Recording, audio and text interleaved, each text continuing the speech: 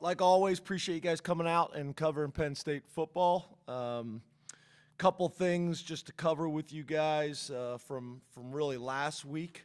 Going back and watching the film was good.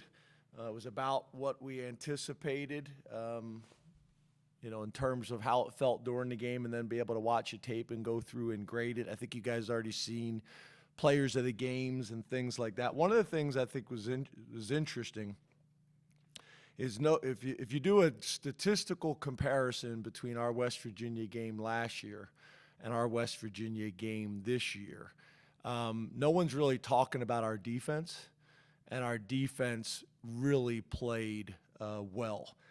If you look last year, we gave up 15 points. This year we gave up 12.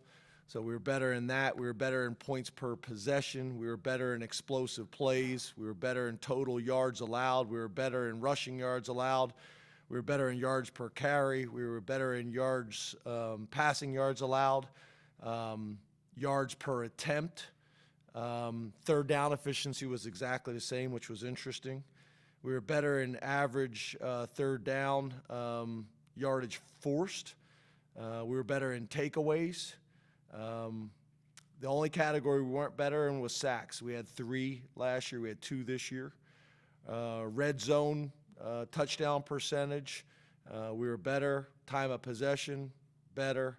And then QBR significantly better of the opposing quarterback. So, I think on a real positive note, our defense played better. And then not only did they play better, they played better on the road without the home environment. So those were positive. Turnover battle, you guys know we won. Explosive play battle, we won. Third down battle, we won. Sack battle, we won. We got to clean up, really drive start. And when I say clean up, drive start, I didn't feel like we kicked the ball as well as we're capable of kicking. That is kickoff, that is punts, that is field goals, really all 3 phases. And then penalties. We just gave too many yards away trying to be aggressive, and we got to eliminate those things. So a lot of positives there. Few more notes, in terms of offensively, defensively, and special teams. Positives on offense, we were explosive and physical. We got to be better in ball security and some of the pre-snap things. Defensively, we did a great job stopping the run.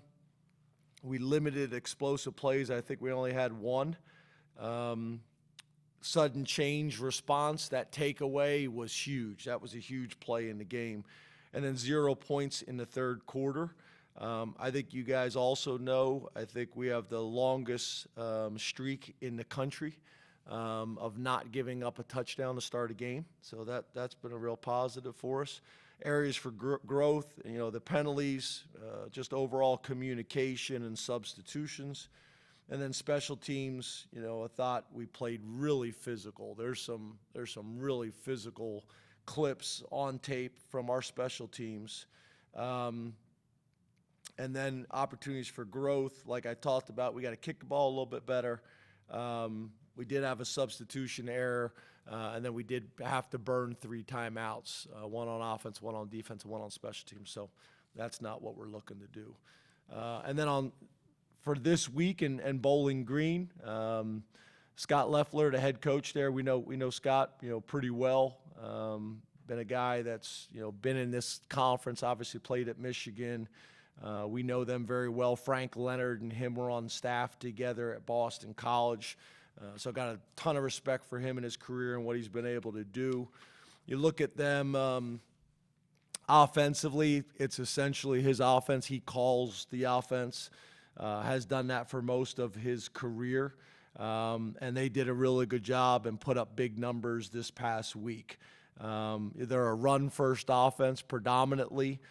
But they do a good job at the quarterback position and taking shots where appropriate.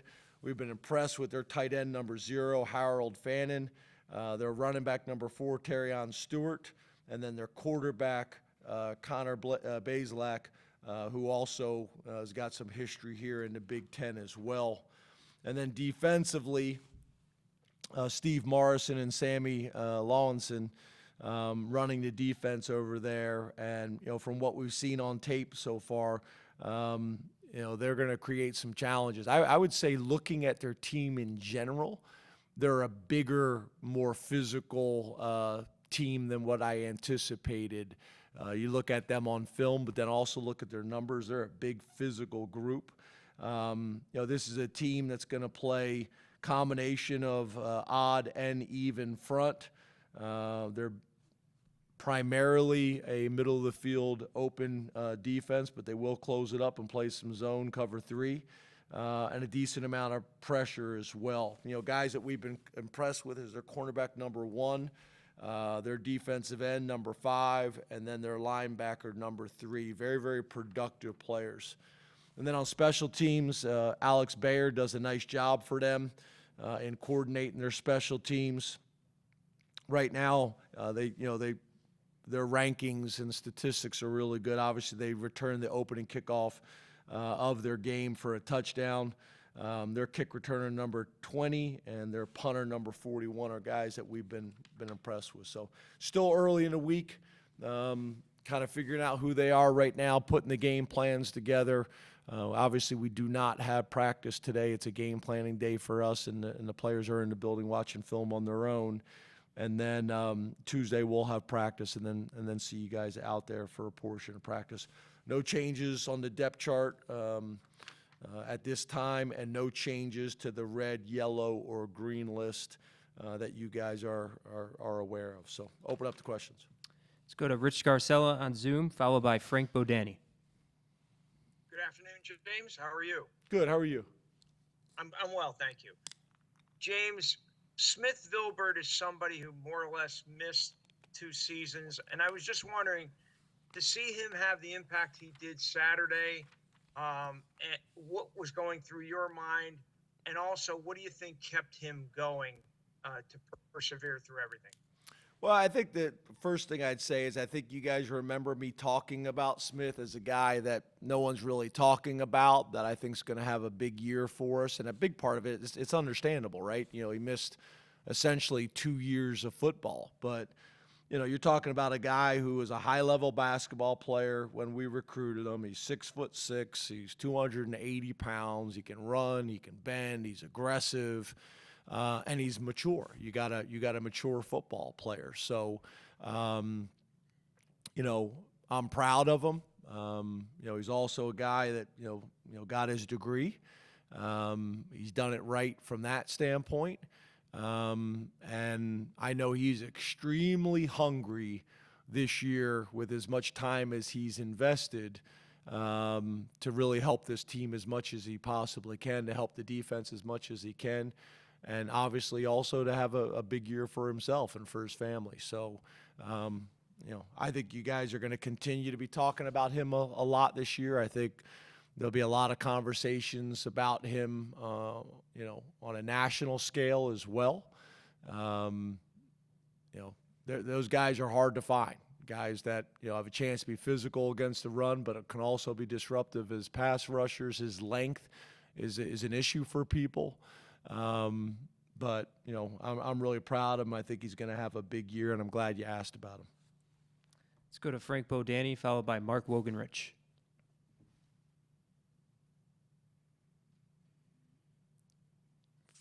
Frank may have hopped off. Let's go to Mark Wogenrich and then Mike Gross. Hey, James, how are you? Good. How are you? Good, thanks. You mentioned specifically a lot about the defense. How did you think Abdul Carter did in his first go-around at that, playing mostly at defensive end? Yeah, I think he, to your point, I think he predominantly played defensive end, except with some of the, some of the third down packages where we just kind of move him around. But yeah, I thought he played really well. He was disruptive. We talk all the time in our building about, real football people study more than just statistics. So there's times where, he's taken on 2 blockers, where a couple of them I think could have been called holding, where he's splitting 2 blockers and they're unable to come off on either a linebacker or another defensive lineman, gets the sack or the tackle for the loss. Obviously there's some of the, the pre-snap and the post-snap penalties we got to get cleaned up for sure. But overall, I thought his first game as a full-time defensive end was very disruptive, and I think he's just going to get better each week. You guys know there's been a bunch of buzz about him for his ability on the field, but I'm also really proud of his growth off the field. We were able to have some conversations yesterday about the penalties and just the way he approached it, his maturity, his ability, to take some constructive criticism and be accountable for it was really, really impressive. So I'm proud of him. I think he's going to have a big year for us, and I think he's setting himself up for really bright things in his future as well. Let's go to Mike Gross, followed by Johnny McGonigal. Good afternoon, James. How are you? Good, Mike. How are you? I'm good, thanks. You kind of anticipated my question with your opening stuff about the defense, but thinking about last year as a barometer and against West Virginia, and what your defense, became last year, it seems like you're a little ahead of where you were last year based on that West Virginia barometer. So why do you think that is, if indeed that is? Well, I think it's a small snapshot, right, for all of us, offense, defense, and special teams. And for us, we just got to say, okay, these are the things we did well. These are the things we got to do better. And then, find a way to work on these things each week and refine and get better. So I think your point is a fair one, but it is small amount of data. But it's a really good starting point because I think West Virginia's offense is going to give people problems. It gave us problems last year, specifically running the ball. We went into that game with a ton of respect for their O-line, with a ton of respect for their quarterback and the two running backs, and we still feel that way. So I think that's probably the biggest thing for me is that's a team that prides himself on running the ball, and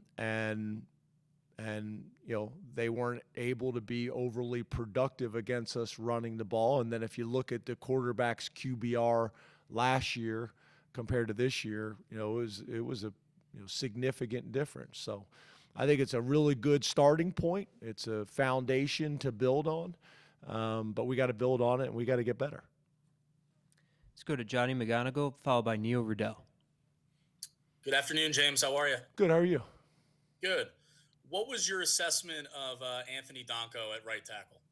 Yeah, we're real high on Anthony. He's such a conscientious young man. He's extremely intelligent, both from a football IQ standpoint, but also, in the classroom. And he's very, very athletic. There's a lot of good signs about his habits early on, as you guys have heard me talk about before he committed to us, before he became, a national recruit. And I think we had 6 camps. He came up to every single camp with his mom and 2 brothers. And that's kind of the approach he's taken. He's just got a workman-like approach and just continues to get better.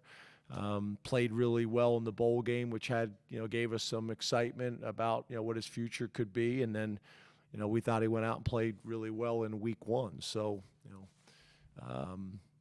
you can't have enough guys that are 6'5" plus and 330 pounds and can move like him.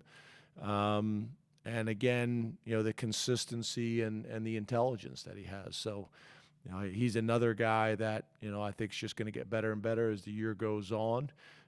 We also plan on playing Rucci more, getting Rucci some opportunities as well.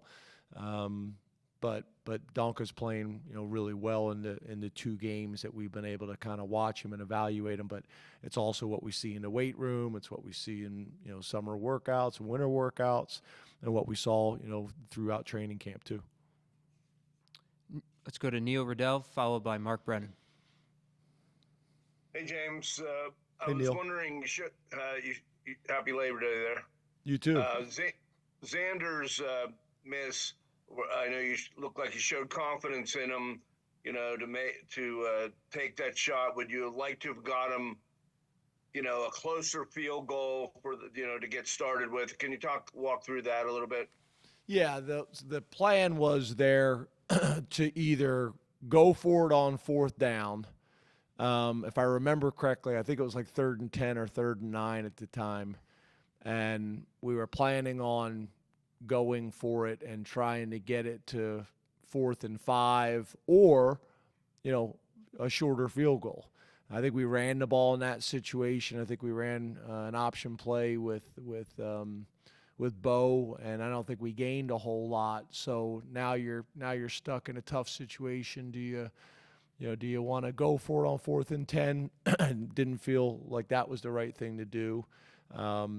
Take a shot at a field goal, or sky punt. We had sky punted earlier in the game and kicked it into the end zone, which is like the worst thing you can do in a sky punt situation, because if you do that, then you should have gone for it on 4th down. And obviously we wanted to give him an opportunity to get a field goal and start on the right foot. So not ideal, probably all the way around, offense, and special teams. So, yeah, I think your question is a fair one. But, yeah, we got a ton of confidence in him based on what he did all training camp and what he did all spring ball, and I know he'll make the next one. Please raise your hand. We'll take a mic to you. We'll start with Mark. You too, Mark. What was your assessment of Julian's play? I think you mentioned it with Abdul. A lot of times some people look at a stat sheet and think, boy, there's no numbers there. But overall, how do you think he played in that game? Yeah, we thought he played really well. There was a couple times where we tried to get the ball to him, but again, based on coverage, it just didn't play out that way. We definitely want to get him more involved in this game early in the game. But I think the most important thing is the things that he could control, he controlled. He blocked really well. He ran really good routes. If you go back and watch the play that we threw the touchdown, Bo threw the touchdown to Tyler Warren, that's because of Julian. Julian, basically it's almost like a 3 vertical scheme where he's got to get to the backside hash, but before going to the backside hash, he attacks the safety in the middle of the field and crosses his face, which occupies the safety and doesn't allow him to slide over and get into the window of where we threw the ball to Tyler Warren. And here he is late in the game, still running, great routes to put us in a position to make big plays. You could say the same thing for the ball that we threw to Trey. He runs a corner route, pulls the safety out of the window, allows Trey to get hit, on the skinny post or seam or however you want to describe it, for the touchdown. So the things that he could control played very, very well. And again, just like we talked about earlier, those are the things we talk about in our building. Those are the things that, for these guys' futures that they watch. Obviously, you'd love stats to go with it, and those will come. We're confident in that. But I thought he played very well. Let's go to Tyler and then John. Hey, James. Hey, Tyler. Bo Prabula and his usage throughout the game early, often. I'm curious how you would kind of evaluate how it went game one and what you ultimately would like to maximize from that situation moving forward.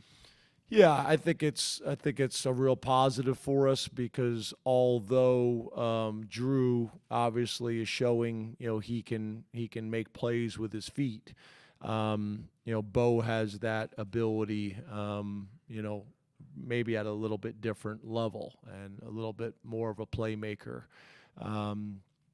So being able to get him on the field and really challenge the defense, and we have a ton of different ways that we're going to be able to do that with both of them on the field or just Bo on the field, and ways that we can take advantage of it in just pure runs, pure passes, and then some of the things that we can do, with Bo in the game as a runner, Bo in the game as a receiver, Bo in the game in a lot of different ways. So, being able to each week add to that package so that the defense can't put you into a package, when he comes on the field. If Drew is on the sideline and Bo comes in, they're able to go to a true wildcat package. And for us, we want to, just like we did last year, try to build as much around this that they can't do that they have to. Even the throw right, that we just got done talking about to Tyler Warren, that causes some issues now if you just want to put him into a wildcat package mentality. So all those things are really important. We want to be able to use him throughout the game. That I think I mentioned to you guys after the game, that was the approach in the 2-point play, to get started right away, to get him involved as early as possible, and we felt good about the concept. But we want to continue to do that. But we also want to make sure, like I already mentioned, that it's not the same things that you're seeing out of him each week. John. Hey, James. Hey, John. We saw Caden Saunders on punt returns, but not on offense. Was that related to the bumps and bruises you said that he had, and how do you think the other receivers stepped up without him playing? Yeah, so we weren't sure if he was going to be able to go, and the plan was as long as the doctors and trainers and Caden felt like he could go, we were only going to use him as the punt returner in the game. On top of that, the way that West Virginia punted the ball, end over end, more of a hang time type of team. We thought it was going to be mainly a fair catch game anyway, so felt like he was able to do that. But we're hoping that we'll have him back, as not just a return man, but also as a receiver this week as well. And then I think your question about the other wide receivers, again, I thought the group played well. We had some other bumps and bruises as well that I think we're through now. But we'd like to get as many guys involved, because I think, one of the things when you talk about balance, is not really the ability to be 50% run, 50% pass in a game. It's having the ability to run or pass in any given situation. But also, like Mike Leach, talked about, balance is also ball distribution. That the defense isn't just concerned about one player that they need to eliminate, that they realize and see through film that there's, 7, 8 guys that can get the ball and can make plays. That's running backs, that's tight ends, that's receivers, and the ball can be distributed across the field, making them defend all 53 and a third and all 120. In the back, T. Frank. James, how you doing today? Good, T. Frank, you? Good. I actually want to ask you about that connection between Drew and Trey. Obviously, a big game from both of them with the explosive plays, but I was curious your assessment of their chemistry together, and was there an opportunity for even more in that game that you saw that they could work on and kind of get on the same page, or were those situations different than that? Yeah, again, I think just trying to be careful that we don't jump to too many assumptions based on one game, and a limited amount of data. What I would say is, when you talk about missed opportunities, you guys probably saw the play action pass we ran out unbalanced, I think it was, and Nick Singleton should have aborted his fake, because typically when you have play action pass and your man comes, you abort the fake and go pick him up right now. And I think you guys probably saw the play with Omari running wide open down the middle of the field, that the pressure got us off of it. So talk about a missed opportunity. That was a missed opportunity there, and things that will get cleaned up. But I think Drew and all of the wide receivers and tight ends have worked really hard all summer, as well as Bo, to build that chemistry and to build that timing and that confidence that we're going to need. So we got to build on it this week during practice. We got to build on it, this week in Beaver Stadium, and being able to throw the ball at a high level to go along with our rushing attack is going to be really important to put us in the best position to be successful this week, but also moving forward throughout the rest of the season. Audrey. Hey, James. Hey, Audrey. How do you feel like Katron Allen did? Obviously a productive day for Nick, but how do you feel like Katron kind of balanced his role in that? Yeah, it's funny because, again, stats can be deceiving, right? Like I think the biggest thing you're looking for is what do you do with the plays that you get and the production that you get. And I think the easy thing is to look at the stats column and say, one guy averages, 7 yards a carry, another guy averages 3 yards a carry, or whatever it may be. I think the more important thing is to look at the film. Nick happened to be in a couple plays where the play was blocked up and literally he didn't get touched for 45 yards, or the first opportunity for contact is in the backfield, with the defensive back. The reality is the plays that you got as a running back, if the play was blocked up to gain 3 and you gained 4, that's a positive run. So just the way things played out, the way their defense defended some runs, Nick had the ability to create a few more explosive plays, but it wasn't anything from the standpoint the lack of something that Katron did. It's just maximizing the runs you get, and there's going to be some games where Katron's in and they call a defensive alignment or a defensive movement that creates an opportunity that we're able to take advantage of, and Katron, averages 8 yards a carry, and Nick, averages 2 yards or 3 yards or whatever it may be in the game. That's just how football goes. So, we think we got 2 backs that, are 2 of the better backs in the country. And we think we got a third one, a fourth one, and a fifth one that are developing and that we're excited about too. Seth. Hey, James. Hey, Seth. After watching some of the film, how would you just overall evaluate Coach K's first game? And have you heard any, early feedback maybe from players or coaches about what it's like to be in a game under his system? Yeah, I think it was good. I think it was good. I think he did a really good job. Obviously, when you're able to do the things that we were able to do in this game on offense, in terms of running the ball, in terms of throwing the ball, in terms of explosive plays, it's definitely something to build on. And then also the fact that we were able to create touchdowns and not turn the ball over. Your touchdown to interception ratio, that continues to be a strength of ours. Drew's done a really good job of that, last year and started out this year the right way from that standpoint. So, yeah, I think there's a ton of excitement. I think you guys have heard me say before, I think it's been more balanced during all training camp. I think it was more balanced, in the West Virginia game as well. So, yeah, a lot of excitement, a ton to build on, and it's been fun working with all 3 of those guys. Over in the back left, Jared. Hey, Coach Franklin. Hey, Jared. Kind of following up on that, Nick was able to rush for a touchdown, multiple touchdown catchers, multiple touchdown passers. How hard does that make it for other teams to game plan for you guys? Yeah, that goes back to the comment I was making earlier about, balance. And when you're able to bring multiple quarterbacks in and create explosive plays and touchdowns, and you're able to bring multiple running backs in and get them involved in not only the run game but also the pass game and tight ends and wide receiver. I think we did a good job of that, but I still think there's a lot of room for growth there, getting other guys touches, getting other guys opportunities. I think that's really important. I think a big one that we talked about is we got to be better on third down.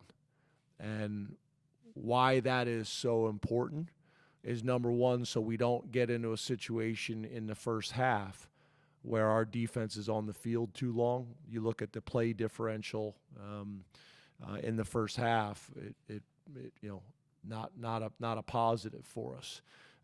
So by being better on third down keeps our offense on the field longer and does 2 very important things. It keeps our defense off the field.